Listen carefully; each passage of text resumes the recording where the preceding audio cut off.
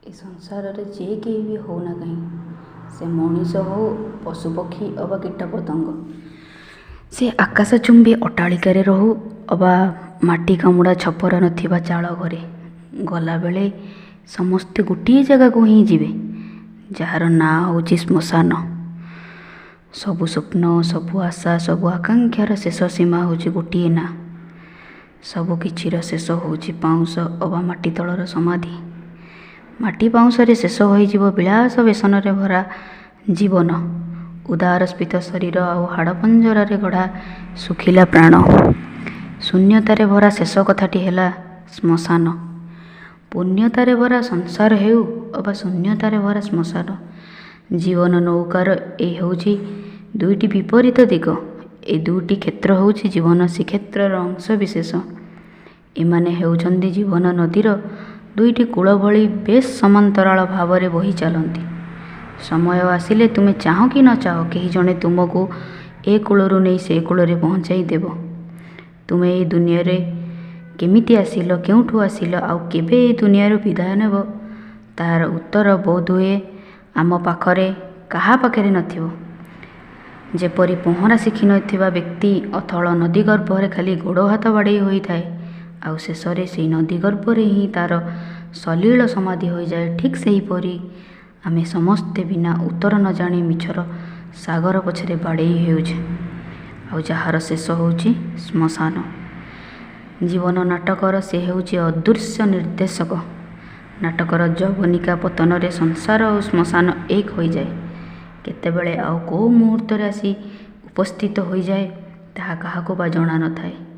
ଏପରି ଏକ ପରିସ୍ଥିତି ସୃଷ୍ଟି କରିଦିଏ ଯାହା ସଭିଙ୍କ କଳ୍ପନା ବାହାରେ। କେବେ କେବେ ତ ଘରେ ଅବା ନିଜ ପାଖରେ ମୃତ୍ୟୁକୁ ଅପେକ୍ଷା କରି ରହିଥିବା ମଣିଷ ଥାଉ ଥାଉ ଘରୁ ଅଚାନକ ଛଡ଼େଇ ନେଇଯାଏ ନିଜ ମୁଣ୍ଡ ଉପରେ ସବୁ ବୋଝକୁ ଲଦିଥିବା ମଣିଷଟିକୁ। ହଠାତ୍ ନିରବିଯାଏ କୂଳର କୂଳ ଦୀପକ। ମାତ୍ର ସେତେବେଳେ ଜୀବନ ନାଟକ ଚାଲିଥାଏ। ସେତେବେଳେ ସଂସାର ଓ ଶ୍ମଶାନ ଭିତରେ ଥିବା ପାର୍ଥକ୍ୟକୁ ବେଶ୍ ବାରି ହୋଇଯାଏ। ଆମେ ଯେଉଁ ସମାଜ କଥା କହୁଛେ, ତାହା ହେଉଛି ମଣିଷ ମଣିଷ ଭିତରେ ଥିବା ନାନା ପ୍ରକାରର ଭେଦଭାବ। ନିଜ ପ୍ରତିପତ୍ତି ଅବା ପ୍ରତିଷ୍ଠା ଜନିତ ହେଉ ଅବା କୌଣସି କାରଣରୁ, ତାହା ଶ୍ମଶାନରେ ଦେଖିବାକୁ ମିଳେ ନାହିଁ।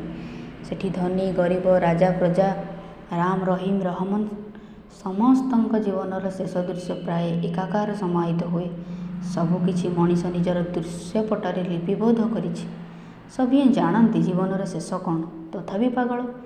କିଏ ସମ୍ପତ୍ତି ପଛରେ ପାଗଳ ତ ଆଉ କିଏ ପ୍ରେମ ପଛରେ। ଆମେ ସମାଜ ଭିତରେ ରହି ମଧ୍ୟ ବେଳେବେଳେ ଭୁଲି ଯାଉଛେ ନିଜ ମଣିଷର ମାନବିକତାକୁ, ଭୁଲି ଯାଉଛେ ଏହି ଦୁନିଆକୁ ଆସିବା ସମୟରେ ଭଗବାନଙ୍କ ଦ୍ୱାରା ପ୍ରେରିତ ବାସ୍ତବିକ କର୍ତ୍ତବ୍ୟକୁ। ନୈଶ୍ୱର ମୋହମାୟାର ବନ୍ଧନରେ ବାନ୍ଧି ହୋଇ ଘୂରି ବୁଲୁଛେ ଅଦୃଶ୍ୟ କୁହୁଡ଼ି ମଧ୍ୟରେ, ଯାହାର ଶେଷ ହେଉଛି ଶ୍ମଶାନ। ମୋହମାୟାର ଜାଲରେ ଏକ ପ୍ରକାର ବାନ୍ଧି ହୋଇଛେ ଓ ଆମ ବୁଦ୍ଧିକୁ ଓ ବିବେକକୁ ସେ ମୋହମାୟାର ଜାଲ ବାନ୍ଧି ପକାଇଛି। ବର୍ତ୍ତମାନ ଯୁଗରେ ପାଠ ପଢ଼ି ମଧ୍ୟ ବାସ୍ତବିକ କ୍ଷେତ୍ରରେ ବିବେକର କାର୍ଯ୍ୟ କାଣିଚାଏ ମଧ୍ୟ ଦେଖିବାକୁ ମିଳେ ନାହିଁ। ବରଂ ଶିକ୍ଷା ଓ ସଭ୍ୟତାର ଅଗ୍ରଗତି ସହିତ ଏହା ଅଧିକରୁ ଅଧିକ ଉତ୍କୃଷ୍ଟ ହେବାକୁ ଲାଗିଲାଣି। ସଂସାର ଭିତରେ ଚଳପ୍ରଚଳ ହେଲାବେଳେ ବୈଭବର ନିଶାଘାରେ ମାତ୍ର ଏକ ପ୍ରକାର ବୈରାଗ୍ୟ ହିଁ ଶ୍ମଶାନରେ ବ୍ୟକ୍ତିର ମନ ଓ ପ୍ରାଣକୁ ଆଚ୍ଛନ୍ନ କରି ବସେ। ସଂସାରର ଉଚ୍ଛନ୍ନ ସ୍ରୋତରେ ହଠାତ୍ ଭଟ୍ଟା ପଡ଼ିଯାଏ ଶ୍ମଶାନର ଦୃଶ୍ୟ ଅବଲୋକନ କଲାବେଳେ। ସାଂସାରିକ ଜୀବନର ବ୍ୟସ୍ତତା ଓ ମୋହମାୟାର ଶ୍ମଶାନର ନୀରବତା ଆଗରେ ଶିଥିଳ ପଡ଼ିଯାଏ। ଯେପରି ଅମାବାସ୍ୟାରେ ଜହ୍ନର ଉପସ୍ଥିତି। ତେଣୁ ଅନ୍ୟକୁ ବୁଝିବାରେ, ଅନ୍ୟର ଅବଦାନକୁ ସ୍ୱୀକାର କରିବାରେ କେତେବେଳେ ଯେ ଆପଣା ସଂସାର ଭରିଯାଏ, ତା ନୁହେଁ, ବରଂ ସେଥିରେ ହିଁ ନିହିତ ଥାଏ ସଂସାରର ସୁଖ ଓ ସମୃଦ୍ଧି। ଯେପରି ଗୋଟିଏ ଦୀପ ମଧ୍ୟରେ ଯେତେ ତେଲ ଅବା ଘିଅ ଥାଉ, ଯଦି କେହି ତାକୁ ପଛରୁ ଟିକେ ଠେଲି ନ ଦିଅନ୍ତି, ସେ ସେହିଠାରେ ହିଁ ଜଳି ଜଳି ଲିଭିଯିବ। ତେଲ ଅବା ଘିଅ ଥିଲେ ମଧ୍ୟ ଠିକ୍ ସେହିପରି ମଣିଷ ଭିତରେ ଥିବା ଜୀବନ ଦୀପକୁ ଆଗକୁ ଯିବାକୁ ହେଲେ ପଛକୁ ଠେଲିବା ପାଇଁ ଭଗବାନଙ୍କ ଦ୍ୱାରା ପ୍ରେରିତ ଅଦୃଶ୍ୟ ଶକ୍ତିର ଆବଶ୍ୟକତା ରହିଛି। ତେଣୁ ଜୀବନର ସମସ୍ତ କର୍ମ ଭିତରେ ସେହି ପରମାତ୍ମାଙ୍କ ପାଇଁ କିଛି ସମୟ ବାହାର କରିବା ନିତାନ୍ତ ଆବଶ୍ୟକ, ଯିଏକି ଆମ ଜୀବନ ଦୀପକୁ ଆଗକୁ ନେବାରେ ସାହାଯ୍ୟ କରିବେ। ଶ୍ମଶାନ ହିଁ ସଂସାରକୁ ସଚେତନ କରାଇ ଦିଏ ସାଂସାରିକ ଧର୍ମ ବିଷୟରେ। ଶ୍ମଶାନ ହିଁ ମଣିଷକୁ ନୀରବରେ କହିଦିଏ ଆଜି ଯାହା ଅଛି କାଲିକି ନଥିବ। ଧୂଳିର ଏ ଧରଣୀ ସବୁକିଛି ଧୂଳି ଓ ଧୂଆଁରେ ହଜିଯିବ। ତେଣୁ କାମନା ଭୋଗୀ ହୁଅ ନାହିଁ। ବରଂ ସଂସାରରୁ ଶ୍ମଶାନର ଦୂରତା ଆଦୌ ବେଶୀ ନୁହେଁ।